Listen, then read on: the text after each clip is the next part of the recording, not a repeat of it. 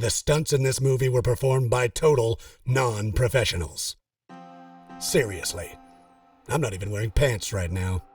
It's very comfortable. For the safety and protection of those around you, please do try this at home. Most people stop watching the average internet video after 30 seconds. That means if you're an average person, you're probably gonna stop watching this right now. Oh, you're still watching? Great. Hello. Get comfy. This movie is about an hour long. That's about as long as it takes to cook a frozen lasagna. So why not enjoy the film and then enjoy a fresh-baked lasagna? Please stick with us as we have many stories to share with you.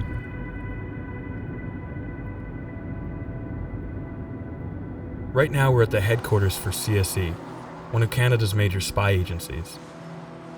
We've been trying to get someone with the agency to talk to us on camera for a long time. After being turned down repeatedly, we decided to show up and try and arrange something in person. That's my friend Sean, and I'm hiding in the car filming. Right behind the tree, Sean. I'm not allowed to take photos? If I'm on the sidewalk, is it allowed? The sidewalk isn't public property? We don't allow pictures to be taken. As we start to drive away, the police suddenly show up.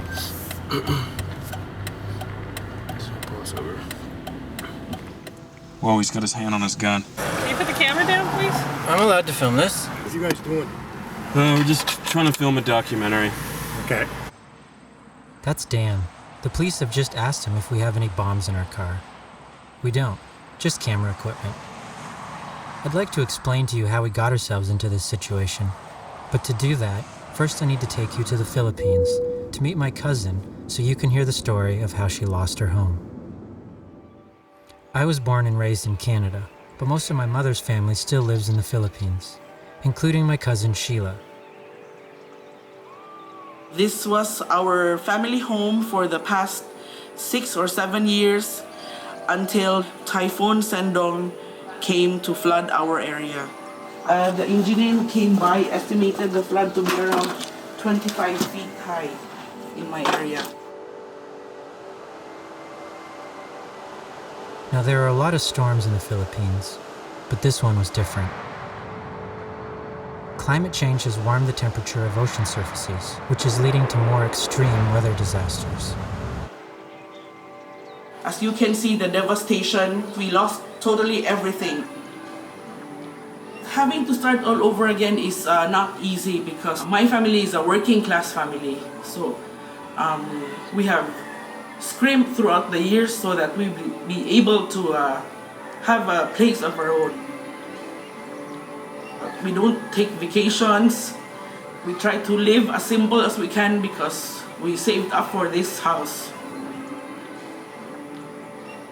It's not easy to take out another loan and you have to think 20 years before you finish paying for the next house. I was driving from work and my 6-year-old son was with me. I told him, I feel like crying because I just miss our old house. And then he said, Mom, I think the most important thing is that we are together still until now. So I think that was really meaningful when he said that. It seems like never mind what we lost as long as we have each other. So that's what keeps us going. My family was actually lucky that day. Typhoon Sendong killed over 1,200 people, mostly poorer people who lived in less sturdy homes closer to the water. The Philippines is made up of over 7,000 islands. There are nearly 100 million people who call this place home, and the majority of them live very close to the sea. In the Philippines, climate change is killing people. Yet back in Canada, we have a government that refuses to acknowledge the human costs of our dirty energy.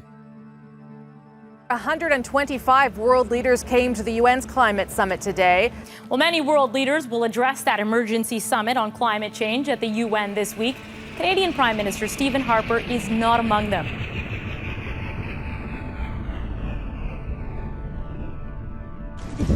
You don't have a license.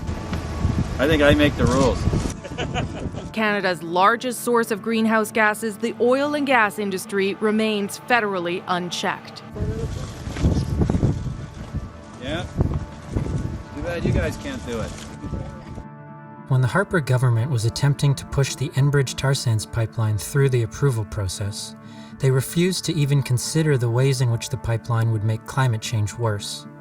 So when some friends asked if I wanted to help oppose this unjust process, I decided to join them. The hearings into the controversial Enbridge pipeline resumed in downtown Vancouver today. Security was thought to be airtight, with the hearings closed to the public, who have to tune in from a separate location. But as Kirk Williams explains, that plan wasn't enough to keep some protesters away. They call the project a climate crime. So this was a breach of the security plan that the National Energy Board and the organizers had set up. The plan didn't work. Protesters armed with police tape, whistles, and T-shirts managed to get past police at the door and shut down the hearings. It turned into a circus. Hearing organizers tried to prevent our cameras from shooting them Back. or getting a better shot as police made their arrests. I asked you to move back, please. Thank you.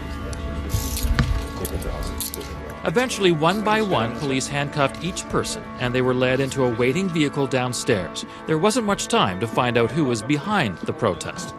We oppose the process. Enbridge, this is not the last that you will see of us. We will be taking action until this pipeline is stopped. As a kid growing up in Ottawa, I never thought I'd be involved in anything like this. I grew up playing hockey, and my greatest dream was to be a comedian. I was at the park the other day, and I was looking at the ducks, and there was a sign by the pond that said, "Warning, this water is not safe for swimming." And all the ducks were just swimming. And I felt awful because I realized that all of those ducks are illiterate. In 2011, I started working with some of my favorite comedians and filmmakers to make fun of the Harper government. We made some silly videos and a little website. If I was Babar, king of the elephants, and asked you to vote, would you be confused? That's shit, like the poop. Harper, like the poop. And did, like what Harper does with shit. .com, like what you do on the internet. We never really expected what happened next. Thanks to people like you sharing our content and talking to friends, more and more people have gotten to know about the shit Harper did. Since then, we've met a lot of you in person, at our workshops, and comedy shows, and we've gotten to see people across the country getting angrier and more active than they've ever been. Of all the shit Harper did, there's always been one fact that I was really curious about. Stephen Harper was the first Prime Minister in Canadian history to have a personal stylist/makeup artist he paid for using our tax dollars. It strikes at the foundation of everything he supposedly ever stood for. Why is it okay now when it wasn't okay a few years ago? Now, we're not saying there's anything wrong with a man getting his hair and makeup done. But when you see this kind of makeup job, it does beg the question, how much are we paying for this? How can the Prime Minister justify stiffing the Canadian taxpayer for his vanity? Then we found out something even more mysterious. The Prime Minister's stylist and makeup artist was also a professional psychic. Yeah, honestly, we were very surprised. We had to know more. So it turns out you can actually ask the government how they're spending your money, but you need to do a lot of stupid paperwork. It's called an access to information request. So we sent one in about the Prime Minister's psychic. We decided to visit investigative journalist Matt Miller because he's an expert in getting access to government information. He didn't have any information on Harper's psychic, but he had something else. Information on us. CSIS held a briefing, a classified briefing for energy stakeholders. They've been doing that twice a year since 2005. They just had one last week. Breakfast, lunch, and coffee were sponsored by Enbridge. The purpose of this event is to discuss national security and criminal risks to critical energy infrastructure. This is a document that describes the incident at the Vancouver hearing, the one that you were involved with.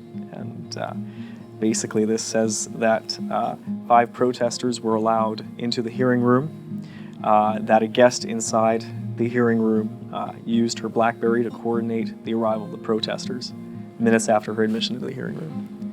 It says that the entry by the protesters into the hearing room was done with military precision. There's a lot of resources being put towards monitoring those that are opposing these pipelines. But we wanted to know who else was being spied on and how much was being spent on it. What we discovered was a lot of money being wasted on people who definitely were not terrorists. This is the story of a woman who cares about kids. She cares about them so much that the government started treating her like a terrorist. Now that might not make sense to you, but it's true. Her name is Cindy Blackstock. A few years ago, Cindy's organization took the Conservative government to court, alleging that they were neglecting First Nations children. In response, 189 different government officials were ordered to spend time spying on her. They were following me to events. If I'm the bar of when 189 public officials are told to direct some of their time to spying on me, let's take inventory. I'm a child advocate. I'm an associate professor at the University of Alberta. I don't have a parking ticket. I don't have a criminal record. And my biggest scandalous hobby is baking cookies. Everybody. If anything, I'm guilty of having a boring life. Right? There's email correspondence between the Department of Justice and Aboriginal Affairs saying that Aboriginal Affairs was on my Facebook page for a period of at least 6 months, but they stopped doing it when they realized the Department of Justice was already on there and they could just share information. Whoa, hold on. Just to clarify, that means one government department was spending money spying on Cindy's Facebook page for 6 months before they realized another department was doing the same thing? They spent $3 million trying to derail this case using every possible legal technicality. That could have bought books for kids in school. It could have bought wheelchairs for children with disabilities. It could have kept children out of foster care. All that money could have gone to those types of things instead of following me around. It might be hard to believe that the Canadian government would go to such great lengths to deny First Nations children basic rights. But it's actually a practice as Canadian as our iconic Mountie. We wanted to see if tourists knew what the RCMP had done to First Nations children. So we decided to dress up like Mounties and offer free history lessons. A lawyer advised us that impersonating a police officer was very illegal, so we made sure our costumes didn't qualify as impersonation. So, are you familiar with the Royal Canadian Mounted Police? Mildly. The Moose cartoon? The Moose cartoon? Yeah. I see it every week. Yeah, we're all... You know. Yeah, like this, They're on horses and they're relatively kind to people. So do you know a lot about Canada's history? No. During the 20th century, we went to all these Indigenous communities and we took their kids. We forced them to go into these residential schools and learn English, things like that. Yeah, and a lot of them were abused. You know, sexual abuse and child abuse. Abuse? Yeah. Really? Yeah. Why? You know, most part was to take land. It's just a job. It's crazy. It's really, really awful. It's actually really horribly embarrassing. Yeah, they're not doing that anymore. Yeah. Yeah, we stopped in the 90s.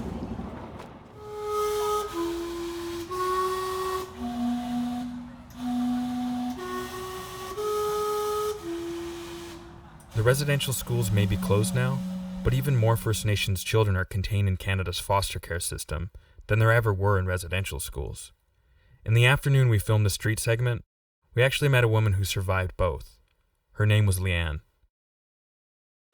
And I remember they took me away from my parents because I've been through so many adoptions, so many foster homes, and I went through a lot of crap by the time I was 7 years old.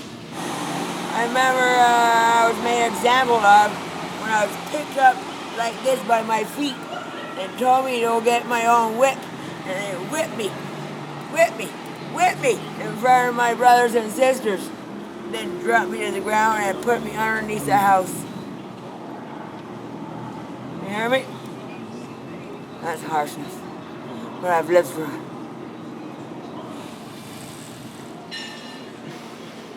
Some people get lost and some people get strong. Some people go on the trap line. Some people come in the city. Some people learn from each other. And I have learned to learn from each other and teach my girls. You hear me? I am a medicine lady. Ojibwe, full Ojibwe, from Ontario area.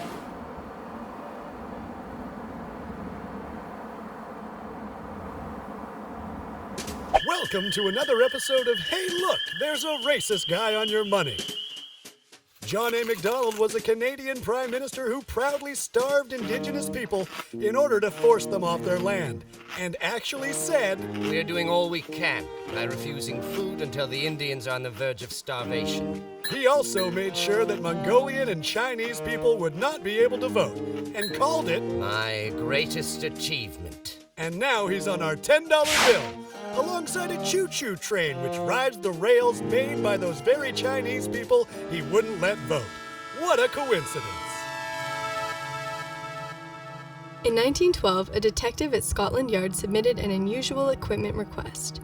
The British government approved the purchase of an extreme wide-angle telecentric camera lens, and secret police photographic surveillance was born. The target? British women who were organizing and fighting for the right of women to vote.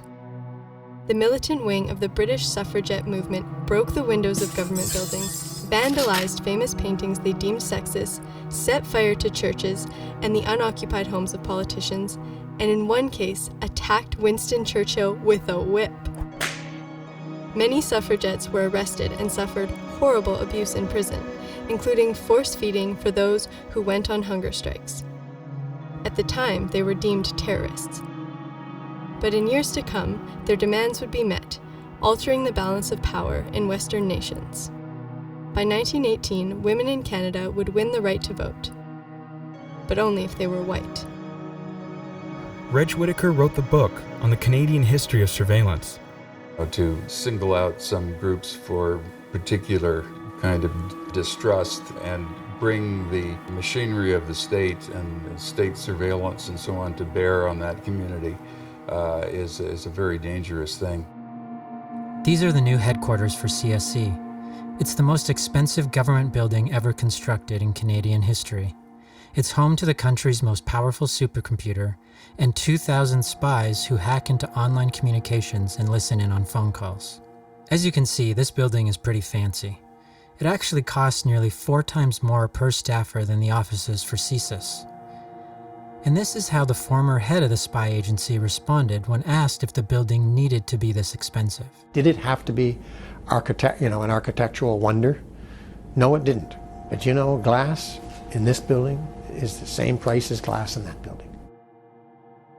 We decided we wanted to do something to make sure that more people knew how their money was being spent. But we were going to need some help. So we reached out to our Shit Harper Did supporters. One of the first people who responded to our email was this guy Obert. And he actually had a really personal reason for wanting to take a stand against state surveillance. Obert was born and raised in Zimbabwe, a nation which has been ruled by the violent and corrupt regime of Robert Mugabe for the last 35 years.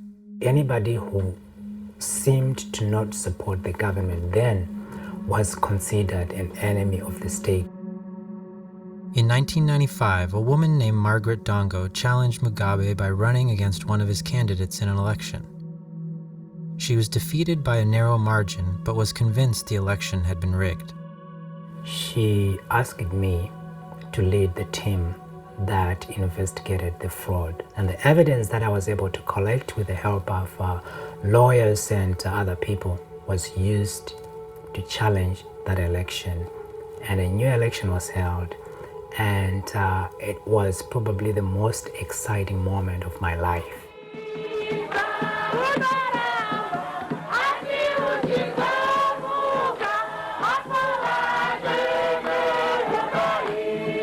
Because we were so fired up, we were taking on the giant, Robert Mugabe.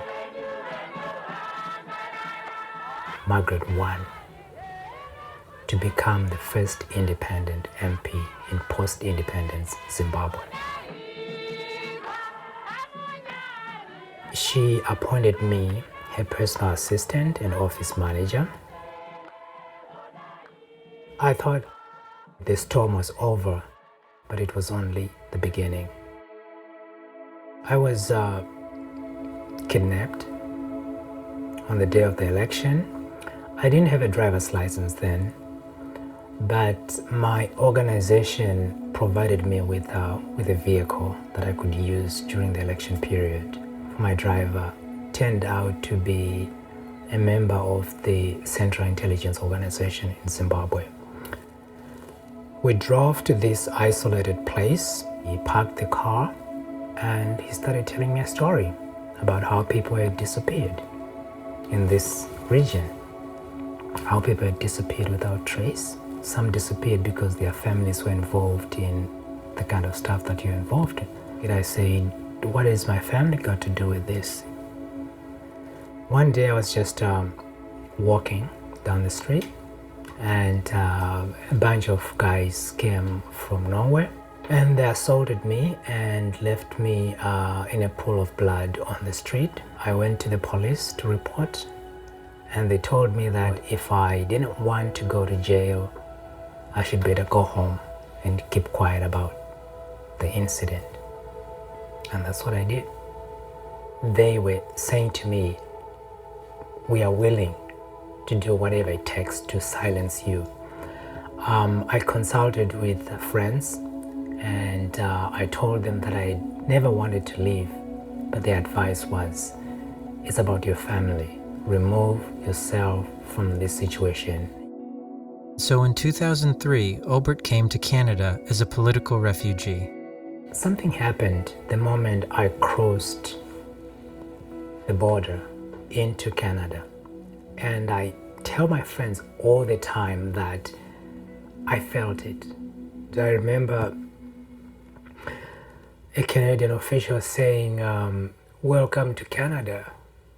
And what I heard was, welcome home. This weight that I carried on my shoulders for those years in Zimbabwe, it disappeared. I felt like I didn't need to look over my shoulder anymore. It was like I was free. So with the help of Obert and some friends, we set out to let Canada's extravagant spy agency know that the public was watching them. What are you doing? Blowing up balls. Eyeballs, that is. Together, we walked onto the property of Canada's $1.2 billion spy palace, hoping to make our presence felt.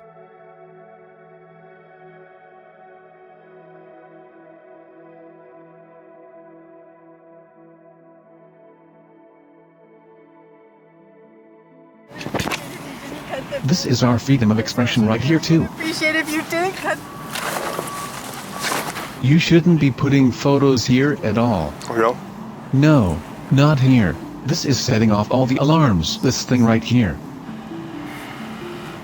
Do they want to kiss? Thank you. We had made the front page, but our money was still being wasted. All sorts of people have made all kinds of money off the war on terror. This is the story of one of the men who has gotten rich off the war on terror. It's September 1995 near Gustafson Lake, BC. Local members of the Shuswap First Nation are defending their right to conduct a traditional sun dance on their sacred territory. White ranchers want them out. Rancher came in and said it was a good day to hang red-skinned niggers. To me, that was a real insult to hear a white man say this. This is Wolverine. He led the Tibetan defenders who were protecting their sacred site. So we feel that the only thing we had left, we either had to fight, shoot out. We feel that even if they killed us, we still wouldn't, because you had to answer to why did it happen. The defenders fired warning shots, and the RCMP publicly described this as an act of terrorism. What followed was the largest paramilitary operation in BC history, with over 400 heavily armed officers laying siege to the campsite using helicopters and armored personnel carriers. This operation cost taxpayers $5.5 million. Took the RCMP and the Canadian Army paramilitary stance. A lot of ammunition was used to try to take me out. This truck is carrying firewood into the camp. Bud Mercer was a member of the RCMP team that laid explosives in order to blow it up. Here, Canada say they're the #1 in the world as far as human rights. Yet blow people up? Is that human rights? That's quite a statement there. Wolverine was charged with attempted murder. He was acquitted but convicted on several lesser charges and served 5 years in prison. But many years after his release, he was actually given a medal by the RCMP.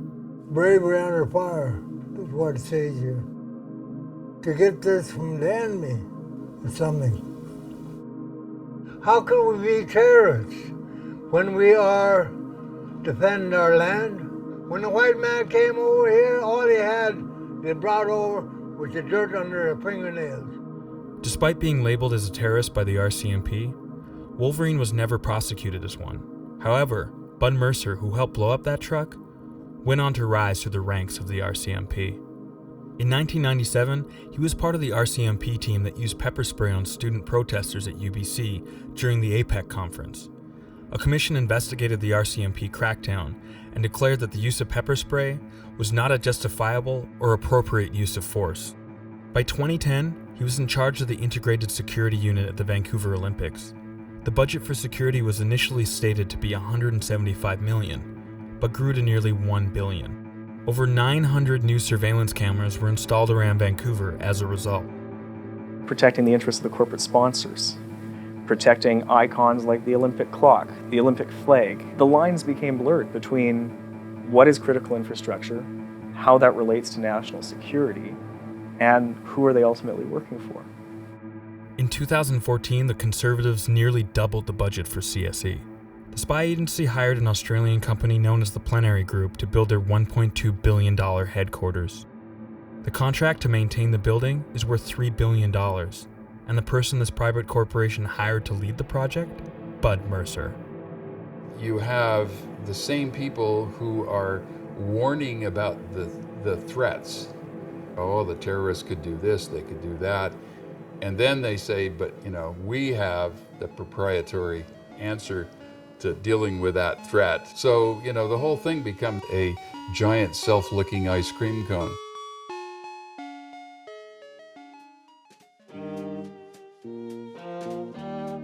It took a while, but after 6 months of waiting for our ATI to come back, they finally sent us a letter that said, "We cannot begin processing your request as it was not accompanied by the mandatory $5 application fee." Turns out, you need to spend money to see how your money is being spent. Our bad. So, we paid the $5 fee. An internet cookie is a small piece of data that a website installs on your computer. It has been revealed that the NSA, America's spy agency, uses cookies to track people online. In 2012, a journalist with the Tyee discovered that while the Prime Minister's website claimed it didn't use cookies, it actually installed several every time you visited his page, including one that stayed on your computer for 2 years. According to University of Law professor Michael Geist, law enforcement agencies ask Canadian telecom companies to turn over data on their subscribers every 27 seconds. RCMP data from 2010 shows that 94% of requests involving customer names and addresses were actually turned over voluntarily without a warrant. But why would these corporations do this? Oh yeah, 'cause they like money. These are TELUS bills paid by the RCMP in exchange for information on their subscribers. Buying this data to avoid going through a judge was deemed unconstitutional by the Supreme Court of Canada in June 2014. But according to Vice News, TELUS and Bell continued to sell this information for at least a month after the ruling. Since 2010, the RCMP has paid at least $1.6 million for this kind of subscriber data. There is no publicly available information on how much these companies make by collaborating with spy agencies like CSIS and the CSE. So we decided to just phone the CSE and ask. Could you tell us how much money you've been giving telecom companies for data info on their subscribers? We don't have anybody doing interviews right now from CSE at all. Is it because you're shy? It's not an issue of being shy.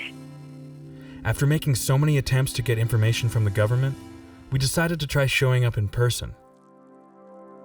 Excuse me, sir, can I take your camera, please? We need to take all the pictures and erase them, please. Are you guys together? Yeah. It's just that they just don't want their building, anybody taking pictures of their building. What are you guys doing? We're just trying to film a documentary. As frustrating as our encounter with the police was, it was not nearly as frustrating as what our friend Obert was recovering from. During the Occupy protests in Ottawa, Obert was in the park when the police cracked down, and his experience there has haunted him for years since. That day, I understood Canada in a completely different way. Hundreds of police officers came and they surrounded the entire park. Then they used violence to get rid of me and other 8 peaceful protesters. The police broke my body. They broke my soul. Since that day, I've not been able to enjoy life. I struggle with severe depression right now. I also struggle with severe back pain, as well as pain in my left arm and my left leg, as well as terrible headaches. Those are some of the injuries that I sustained that day. But what seemed to cause Obert the most pain was the discovery that there had been undercover police officers who had infiltrated Occupy Ottawa. The secret police in Zimbabwe had made Obert fear for his life. It was the very reason he came to this country as a refugee. He never expected to encounter these tactics in Canada. Immediately after the media revealed that the Ottawa police and other organizations had monitored Occupy, I had a very bad reaction when I was with Occupy. I had believed that I was safe, I was protected, I was with people that would take the bullet for me. I just pushed away my friend. I started spending time in the apartment by myself. I felt so useless, I hated myself. And that's when the thoughts of suicide started creeping in. I would imagine myself saying, that's it, I'm done, I can't take this pain anymore. And then just walking out through the door and jumping, throwing myself over. That couch, that ugly couch, was blockading that door for the past 2 years. I allowed myself to be silenced, and I think about it every day. I didn't participate in any meaningful event until you guys called me and said, there's this little thing that we want to do and we think you would love to be part of it. Obert decided that the only way to overcome the fear and depression that had crippled him was by taking action.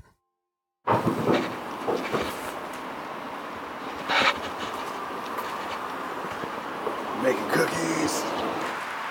So this is spray painting a sled to make it look like a cookie, and we're gonna put some chocolate chips on there, and we're gonna use it to try and get ourselves in.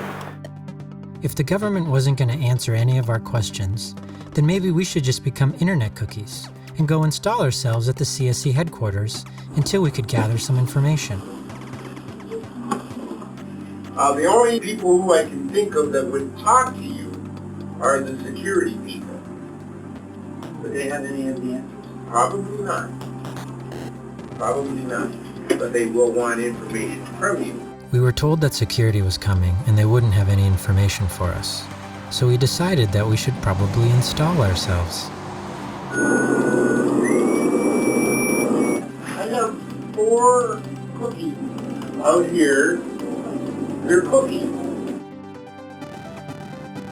Then the head of security arrived. He was a very tall, strong man, and he introduced himself by saying this. I'm really good at security things, but I'm not good at communication. I'm not responsible for that. And so I've just come straight over because I just didn't want this to get out of hand. While the head of security may not have been good at communication, we did get the sense that his boss, in the collared shirt, would make a great interview subject. If only we could get him to say something. But then they both realized that we were filming them with a tiny camera. Yeah, you've recorded it? Okay. So you don't need it in writing. Yeah. We have it. And you know what? You shouldn't be doing that in here, please. Okay. So, yeah, and you will see all this. That's really, I really wish I hadn't done that inside because we have people going back and forth here, and this is a very sensitive organization. As soon as the guy in the suit thought that we had turned off the camera, he started talking. And the first thing he had to say was something about his right to privacy. It's a privacy violation to take people's photographs without consent. Interesting. Because we heard that Facebook is actually being taken to court for violating privacy of people all over the country. That's just the BC Liberties Association, which is a private organization. Yeah. That's their prerogative. That's their prerogative. Sure. Entering the CSE headquarters was a pretty big risk, especially for Obert. But we had finally gotten to talk to a CSE official on camera. Ironically, all he wanted to discuss was his own right to privacy, and we left thinking about just how absurd this all was.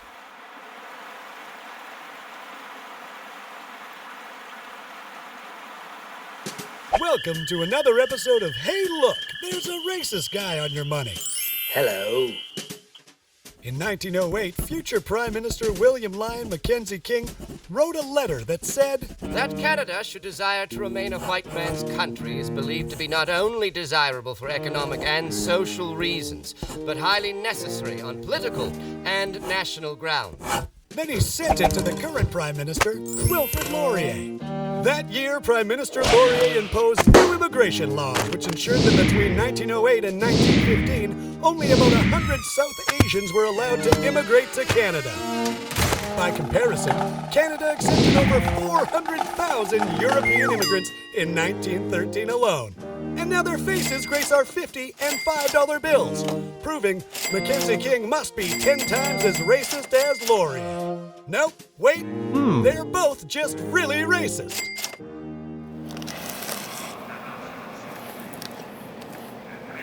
Damn racist money. Come on. One time I was getting onto a plane, and I went to go sit down in my seat, and these two ladies next to me didn't want to sit beside me. At first, I was like, maybe I smelled. But when they called the stewardess over, I realized, oh, it's because I'm brown and I have a beard.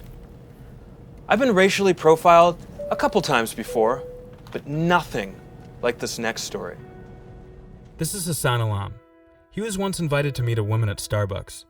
She had said she worked for the government and had information on grants for a student group. She lied. It turned out she was a CSIS agent. I was part of a faith group on campus that talked about Islam in a really general, peaceful way. We did social activities like bowling. So started asking about people within the larger community, within the Muslim community, and asking ridiculous questions like, has anyone in your community displayed behavior of being radicalized? You know, has anyone started praying more often? I remember being taken aback by that question. Simple actions which are a daily part of your existence start becoming criminalized, which to me is the chill effect, right? Where you can't even feel comfortable in your own identity and you feel like you need to compensate for it by always apologizing for who you are. So post 9/11, I noticed that the RCMP and CSIS really started initiating these community policing programs. They'll send their representative from the RCMP to come out and speak about how the RCMP is all about forming partnership with the Muslim community. What it is, it's a front, whereas people within the community kind of start trusting the RCMP more and start opening up more, and that's a way for the RCMP and CSIS to start extracting information from individuals in the community about other people. And we're here right now at a Muslim Student Association event where they've invited someone from the RCMP to talk about extremism within the Muslim community and how to combat it. And you know in your gut that this is not normal. And we talk about that. It's not the norm. It's something that you can say when you look at the picture, this is not normal. Mohammed Majoub was one of the 5 Muslim men known as the Secret Trial 5. These men were all detained for years as terror suspects. None of them were ever charged or shown the evidence against them. They were imprisoned in a special maximum security facility built just for them that cost $2.5 million a year to run. After 8 years in a cell, he was released. He now lives in Toronto. They spent millions of dollars. They didn't accomplish nothing at all. Why? How many thousands of people need this money to have a shelter or to be in a better position for education, for health, etc. And instead of misleading the whole entire nation, and they terrifying you. Since then, my family completely destroyed. We deforest. I didn't see my kids since then until today because of the CBSA, because of the government of Canada. If you're a false positive in a search for terrorists, the results can be devastating to those individuals. I spent the first 2 months and a half almost completely naked. I was mistreated. I got death threat many times by my jailer. Sorry to say this because I want you to hear what they said to me. They said to me, you are a fucking Muslim terrorist, you should be killed. And in another incident they said to me, all Muslims should be buried alive. If this happened from me to them, they will call me a terrorist. That's why I'm calling them, they are the terrorists. I'm not the terrorists, they are the terrorists. By instituting Bill C-51, he wanted to create fear in the Canadian public. He wanted to divide the Canadians against immigrants. He wanted to divide Canadians against environmentalists and First Nations people. Since 9/11, the Canadian government has added $92 billion to national security spending. In this period, security and public safety expenditures have nearly tripled. By 2011, Canada's thriving security industry was comprised of over 2,000 different companies doing a whopping $12.6 billion in business. Internal CSIS documents made public in 2015 actually show that lone wolf attacks by Islamic radicals are in fact less frequent than those by white supremacists. When a white man or a white individual does a similar act of terror or a similar act of violence, which happens much more frequently, their citizenship status is never questioned, their belonging is never questioned. Some journalists a couple of years ago made them release this internal document where they listed all the terror threats in Canada, all the different kinds of people who might do terrorism. The only group that didn't qualify as a terrorist threat was the neo-Nazi and white supremacist groups. Let's hear them out. The majority of individuals involved in the milieu in Canada hold strong racist anti-immigration views, but do not overly propose serious acts of violence. Don't know what that means. For example, they may organize anti-immigration poster campaigns or harass Aboriginals and visible minorities. Just to be clear, when they say harass, they're not talking about white supremacists drinking a lot of soda at a sleepover and then prank calling some people of color saying hey, how's that making 81 cents for every dollar that white people make? Nah. That's not what they were doing. This is a real incident that they considered when writing this report, and it actually happened just a few blocks from here. I don't know if anyone remembers this. A couple of years ago, there was these two white supremacists at a house party. As they left the party, they saw a Filipino man sleeping on a couch, and they lit him on fire. Okay, there's some heads shaking. There's no laughter. That's good. You're passing a test right now. They lit him on fire. And as it said here, they do not overly propose serious acts of violence. I don't know how you more overly propose something than actually doing it. This country is insecure. And like any egomaniac that does not know what it is, it constantly insists how it is the best, the most generous, the most welcoming, the most merciful. This Canada uses the bodies of those of us that move, that migrate, our labor, but insists that our humanity is so foreign that we must leave it at the door. Do not say that this is not the Canada you know. For us, too many of us, the racialized, the impoverished, those without papers, those on watch lists, those in prison cells, this is the only Canada we know.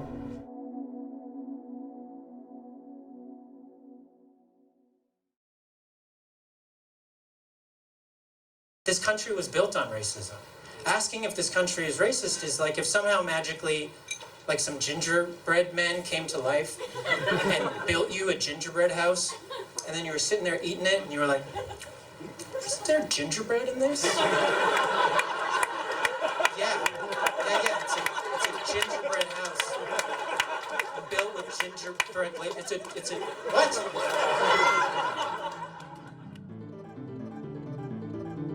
3 months later, we received 27 pages of internal government documents, which included details of trips that Harper's makeup artist and psychic took to 21 countries around the world.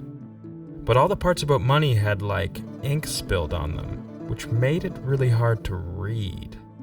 Why all the secrecy? Are the details of Harper's fashion budget a matter of national security? We definitely wanted our $5 back.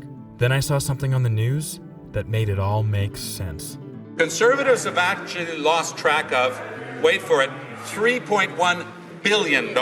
After 9/11, Canada launched a multi-billion-dollar anti-terrorism strategy. Ottawa could account for nearly $10 billion of that money, but it couldn't say what happened to more than $3 billion of it. So I'm watching the news last night, right? And they're saying how the Conservatives somehow misplaced $3.1 billion that was supposed to go towards anti-terrorism stuff. So what if the reason they're not telling us how much the makeup artist is getting paid is because they're using that $3.1 billion to pay her as a super secret psychic to find international terrorists? And that would explain all of our international travel.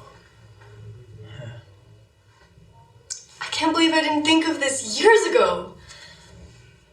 Yeah. Dan's really good with this sort of thing. Yeah, he's super smart. Since they wouldn't talk to us or even let us get close to their offices with a camera, we were left with no choice. We decided to hire our own psychic in order to penetrate the walls of CSE headquarters and get some answers. Because our psychic may very well have had access to top secret information, we've hidden her identity and altered her voice. Hi guys. Yeah. How you guys are doing? Hey. Hi. Oh, we're just doing an interview with her.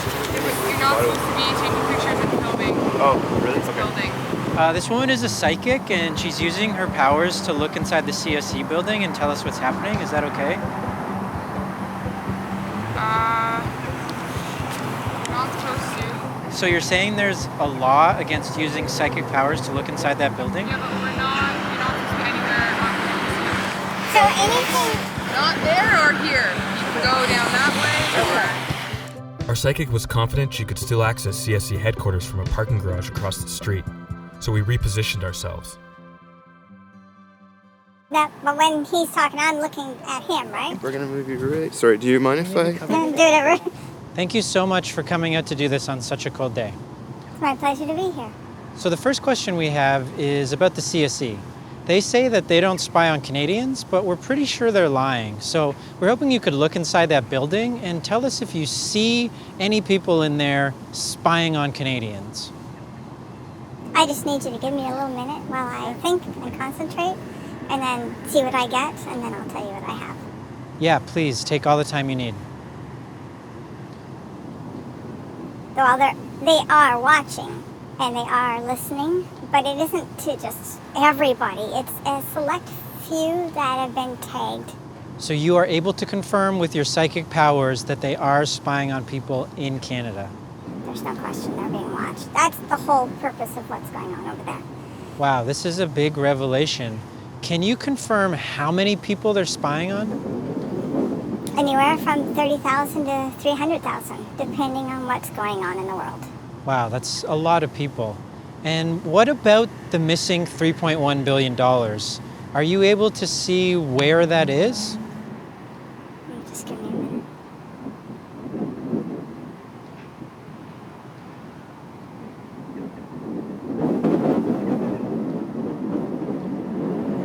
So it's not in any one spot, it's in a multitude of spots. There is a great deal more to that building than meets the eye in every sense. There's a lower level. Retina scan, fingerprint, and voice recognition are all needed to get to that level. Thank you. So just one final question. We know that the Prime Minister's makeup artist is also a psychic. And I don't want to ask you to break any sort of psychic code of conduct, but we're wondering if you could use your powers to spy on her and tell us if she's using her psychic abilities to help the Prime Minister. There's some of that is going on. Some of it's just, what would be the best way to present this? Or if I'm going to be speaking about, I don't know, well, let's say cold fusion, because it's something that came to my mind. What's the best way to present this idea? That kind of advice. I don't get that it's like how to enslave the masses or whatever. So you're saying he uses his psychic not for like brain control, but to develop messages and like help write his speeches? His communications, yes. We were so happy to finally have gotten the truth, but we didn't know if anyone else would believe our psychic. Then literally the next day, NSA whistleblower Edward Snowden confirmed our psychic's findings. A document obtained from the NSA whistleblower Edward Snowden reveals that CSEC tracked Canadians who used Wi-Fi services at a major Canadian airport. By law, CSEC is not allowed to target Canadians or anyone in Canada without a judicial warrant. The Canadian intelligence has one of the weakest oversight frameworks out of any Western intelligence agency in the world. And when they're trying to expand their powers, it's pretty amazing. Because Canada's spy agencies have some of the weakest oversight in the world, it's nearly impossible to fully understand how they're spending our money. But one thing we do know is that while people like Bud Mercer have been getting rich off of the war on terror, our government was continuing to ignore the greatest threat to humanity. Utter devastation left behind after Typhoon Haiyan. Local officials say 10,000 people are dead. That's almost 5% of the population. In November 2013, the largest typhoon in history landed on the island of Leyte, Philippines, where my mother was born. Subayhan, ginpapakita nga datos ang gobyerno. Nga ginsisiringira nga sobra 6,000 ato na namatay han panahon han bagyo. Na kundiin usa nga mag-aaram o foreign expert nga nagsiring nga 18,000 katawo adton ira ginadman nga namatay.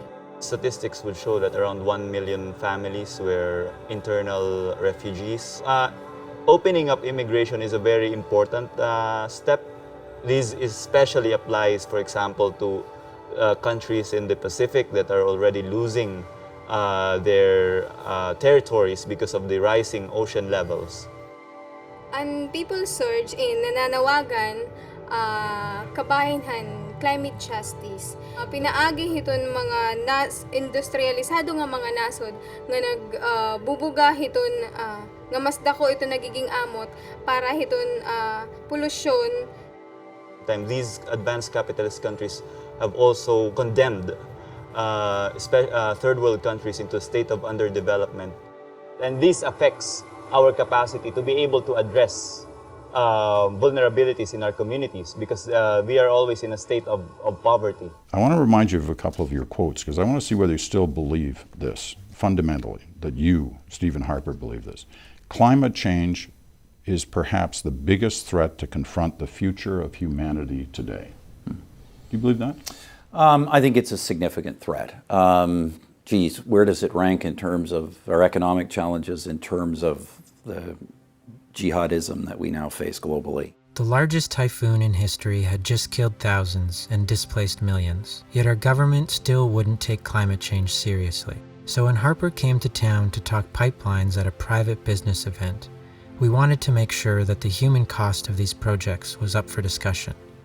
The problem was, we didn't have an invitation. It was supposed to be a no-news event, a friendly crowd watching Stephen Harper bat away softball questions from a non-journalist.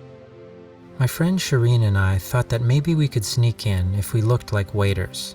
So we went costume shopping.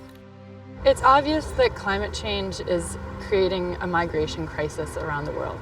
The Canadian government recognizes that there is a huge need for people to migrate because their communities are being lost and their livelihoods are being lost. They're actually increasing the exclusionary policies in immigration. The velvet is good. I don't know about those. You can hold something there the whole time. Okay. Like that. Stephen Harper is actually the most protected Prime Minister Canada has ever had. In 2012, the cost of the Prime Minister's protection detail jumped to about $20 million. So we got all dressed up and made our way into the high-security event. 2 protesters managed to not only get inside Stephen Harper's event, but to get right up on stage. So how did they manage to evade the Prime Minister's own bodyguards? There is no way protesters should have got that close to Harper, not according to this video promoting the RCMP's VIP protection service as state-of-the-art. This team, composed of highly trained men and women, are skilled, alert, and prepared for the unexpected. Putting on an apron is not supposed to be enough to get you past the Mounties, Peter. Hundreds of thousands of people are dying and being displaced because of climate change, especially in developing countries and in indigenous communities, and yet they're the least responsible for climate change. How far would you go to make a statement? I would go to great lengths because, frankly, there's people dying right now. There's thousands of people dying in countries that simply aren't Canada. There's millions of people being displaced. And unfortunately, those folks don't get an audience with the Prime Minister. So if we have to put on an apron to get our message heard and get those voices heard, that's what we're going to do. When you think about it, wearing an apron and holding a sign doesn't actually accomplish all that much. It can't bring back a family's home. It can't bring back a mother, a father, or a child. And it doesn't do anything to ensure that more innocent people won't suffer the same fate in the future. When we understand that all elections are stolen, on stolen native land, it becomes clear that voting is actually the least we could do. Fortunately, there are more and more people taking concrete actions to transform not just how our economy is fueled, but how we function as a society. If we let the police state, the Harper police state, establish its roots deeper than it has done already, then we are betraying future generations. I've decided that I'm not going to change the way I speak. I'm not going to change the way I move in society. I am just going to hold them accountable. If you didn't do anything wrong, you shouldn't scare at all. You should be proud of yourself. You have to stand up to speak about your right. Harper would never have enacted Bill C-51 unless Idle No More showed to him that the alliance of Canadians and First Nations is pretty significant and pretty powerful. So every time they react, they actually show their hand. It means they're worried. The fact that CSIS, the RCMP, or Indian Affairs have files on me or Cindy Blackstock shows that if they think we're dangerous, we're doing something right for our people. So I would tell people, so long as we keep peaceful advocacy on the ground, but firm and aggressive defense of our lands, then we have nothing to be afraid of.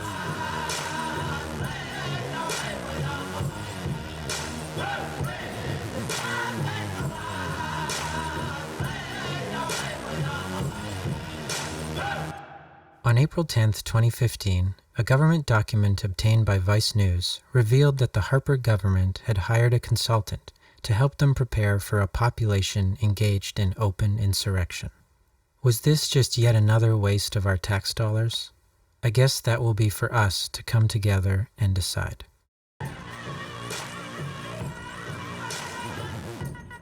Well, that was the film. Thank you for sticking around and watching it with us. And by the sound of that ding, my fresh-baked lasagna is ready for eating. I hope you took my advice and did the same, because mine looks delicious. Let's have a bite.